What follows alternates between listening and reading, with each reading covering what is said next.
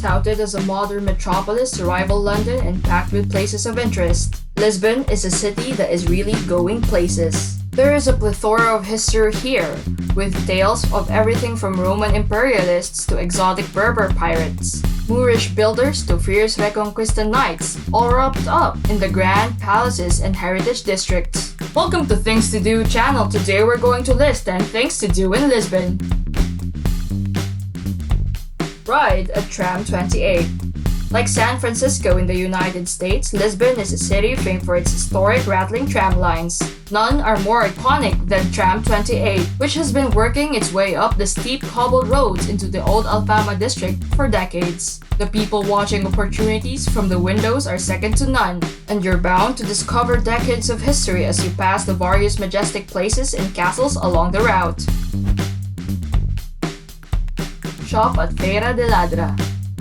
Polish your haggling skills for a trip to Feira da Ladra, because the sprawling midweek and weekend market is the place to go for quirky, curious, and often downright weird trinkets and antiques. Believe it or not, the history of the buzzing bazaar goes all the way back to the 12th century, when you can almost imagine a similar array of gypsy traders and motley talisman dealers assembling on the sidewalks of Campo de Santa Clara. You will need to arrive early if you want to be in with a chance of grabbing anything worthwhile, and you can even travel to the market on historic Tram 28.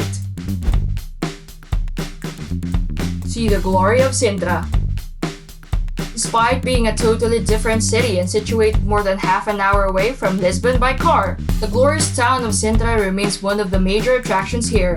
Day trips are common, while others will want to spend a couple of days exploring this UNESCO World Heritage Site. It sits high up amidst the mythical mountains of the moon, displaying elegant Baroque churches, colorful mansions, and the grand palaces of former Portuguese kings and queens. Check out the Lisbon Oceanarium. Located out in the blue waters of the Tagus estuary, the huge Lisbon Oceanarium rises like a hulking aircraft carrier. Inside the structure houses countless exhibits related to marine life, which together pull in over 1 million visitors each year.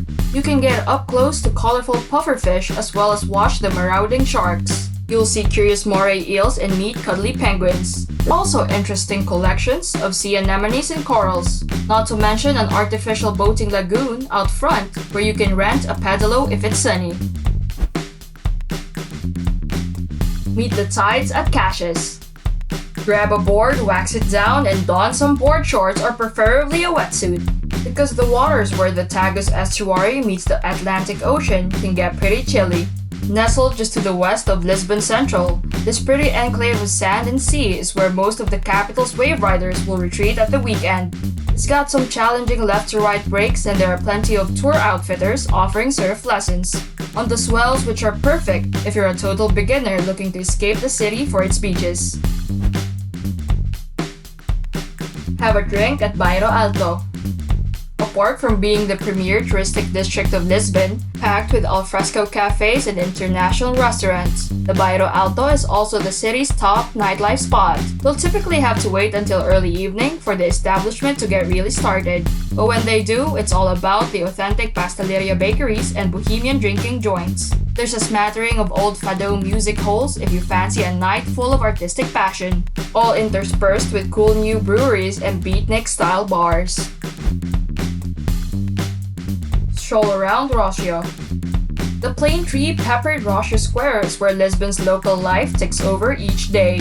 Officially titled as Pedro IV Square, the spot marks the very heart of Bombalin Lower Town, which spreads out in wide boulevards between Tagus and Baixa rivers. The site of the plaza itself has been famous since the medieval age. Public beheadings and bullfighting showdowns were held on its cobbles. Today, it's a fine place to stroll and people watch. You can relax on the shady benches, watch the locals play dominoes in the park, and enjoy elaborate Baroque fountains babbling under the sun. Wonder at the masterworks of the National Museum of Ancient Art.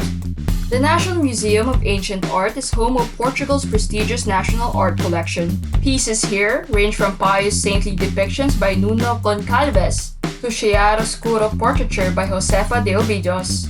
Most of the canvases date from between 16th and 19th centuries and came into public ownership following the liberal wars that rocked the country in the early modern age. Patrons here can also enjoy countless traveling exhibitions, with vast collections reflecting Lisbon in the Renaissance period, as well as featuring historical paintings from the Age of Discovery. Get lost in the Alfama district. The compact little Alfama district is Lisbon's answer to the old town centers of Europe's other ancient capitals. Like the Forum of Rome, it's hailed as the oldest part of the city, although this one dates back to the Moors of Africa instead of the kings of Latium. Delving into the warren of winding streets and alleys that forms the district is one of the top activities for visitors to Portugal's capital. As you stroll, great cathedrals like the Lisbon Cathedral and tile-fronted chapels reveal themselves on the corners. There are also remains of old city walls and hidden squares with alfresco cafes aplenty. Wonder at the Torre de Belém. If there is just one landmark you visit when touring through the Portuguese capital, make it this one. It has stood watch over the mouth of the Tagus River since its construction under the patronage of Saint John back in the 16th century. Since then, it has risen to become perhaps the most iconic feature of the city, famed as the last sight adventurers like the prodigal Vasco da Gama would have seen as they drifted out into the vast Atlantic Ocean. Don't forget to subscribe for more videos like this about your favorite cities around the world. Let us know in the comments which of the places from our list today you would like to visit the most.